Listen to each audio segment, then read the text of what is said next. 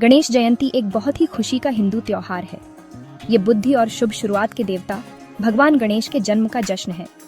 ये त्योहार पूरे भारत में बहुत उत्साह और भक्ति के साथ मनाया जाता है। गणेश जयंती आमतौर पर भाद्रपद के हिंदू महीने में आती है, जो कि ग्रेगोरियन कैलेंडर में अगस्त या सितंबर का महीना होता है। ये त्योहार 10 दिनों तक चलता है और अनंत चतुर्दशी को खत्म होता है। गणेश जयंती नई शुरुआत का समय है, बाधाओं को दूर करने का और सफलता और समृद्धि के लिए आशीर्वाद लेने का। गणेश जी के जन्म की कहानी पौराणिक कथाओं में डूबी हुई है। यह कहानी हमें भारतीय संस्कृति और धार्मिक मान्यताओं की गहराई में ले जाती है। एक प्रसिद्ध कथा शिव जी की पत्नी देवी पार्वती के बारे में बताती है। देवी पार्वती, जो शक्ति और प्रेम की देवी मानी जाती है, ने एक दिन अपने स्नान के दौरान कुछ अनोखा करने का निश्चय किया। उन्होंने हल्दी के लेप से गणेश जी को बनाया और उन्हें अपने स्नान की रखवाली का काम सौंपा। हल्दी, जो शुद्धता और पवित्रता का प्रतीक है, से बना यह बालक बहुत ही विशेष था। जब शिव जी वापस आए तो गणेश जी अपने पिता को नहीं पहचान पाए और उनका रास्ता रोक दिया। गणेश जी ने अपने कर्तव्य को निभाते हुए शिव जी को अंदर जाने से रोका। गुस्से में शिव जी ने गणेश जी का सिर धड़ से अलग कर दिया। शिव जी का क्रोध और यह घटना बहुत ही नाटकीय और दुखद थी। पार्वती जी बहुत दुखी हुई। अपने पुत्र को इस अवस्था में देखकर उनका हृदय टूट गया और उन्होंने शिव जी से अपने पुत्र को पुनः जीवित करने की प्रार्थना की। पार्वती जी को शांत करने के लिए शिव जी ने अपने गणों को भेजा कि वो पहले जीवित प्राणी का सिर लेकर आए। उन्हें एक हाथी मिला। गणों ने हाथी का सिर लाकर शिव जी को सौंपा। शिव जी ने हाथी का सिर गणेश जी के शरीर पर लगा दिया। इस प्रकार गणेश जी का पुनर्जन्म हुआ और वे एक नए रूप में प्रकट हुए। इस प्रकार गणेश जी का पुनर्जन्म हाथी के सिर के साथ हुआ। यह घटना न केवल गणेश जी के जन्म की कहानी है, बल्कि यह भी दर्शाती है कि कैसे वे एक दिव्य रक्षक बने। ये कहानी एक रक्षक के रूप में गणेश जी की भूमिका पर प्रकाश डालती है और उनके अद्वितीय रूप को समझाती है। गणेश जी का यह रूप हमें यह सिखाता है कि हर चुनौती का सामना धैर्य और साहस से करना चाहिए।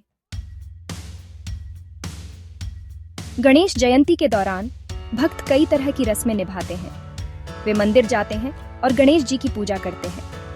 वे अपने घरों में गणेश जी की मूर्तियां भी स्थापित करते हैं।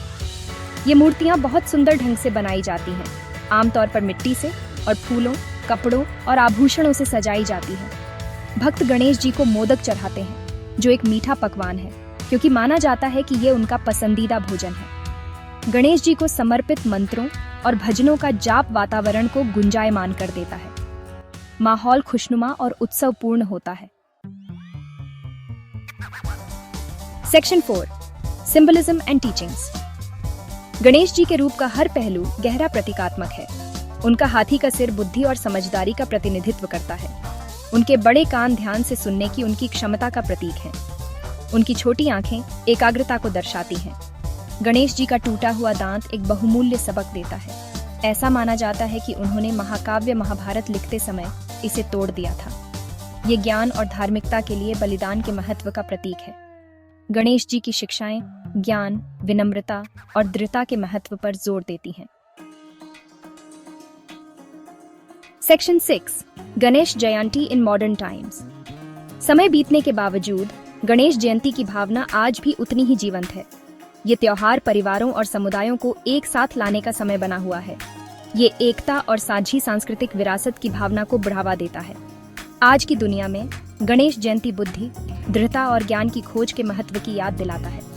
बाधाओं पर काबू पाने और सफलता प्राप्त करने का त्योहार का संदेश जीवन के सभी क्षेत्रों के लोगों के साथ गहराई से जुड़ता है।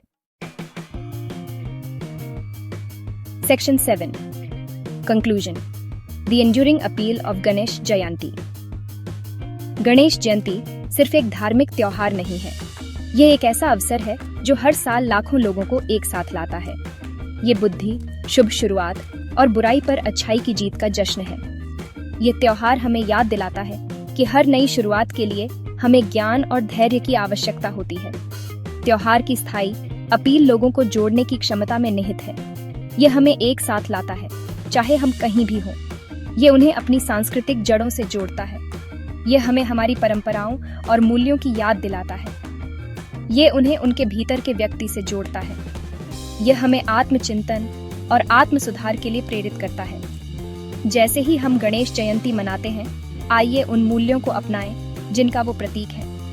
यह हमें सिखाता है कि कैसे हम अपने जीवन में संतुलन और शांति ला सकते हैं। आइए हम एक उज्जवल भविष्य के लिए उनका आशीर्वाद लें। यह त्योहार हमें आशा और सकारात्मकता से भर देता है।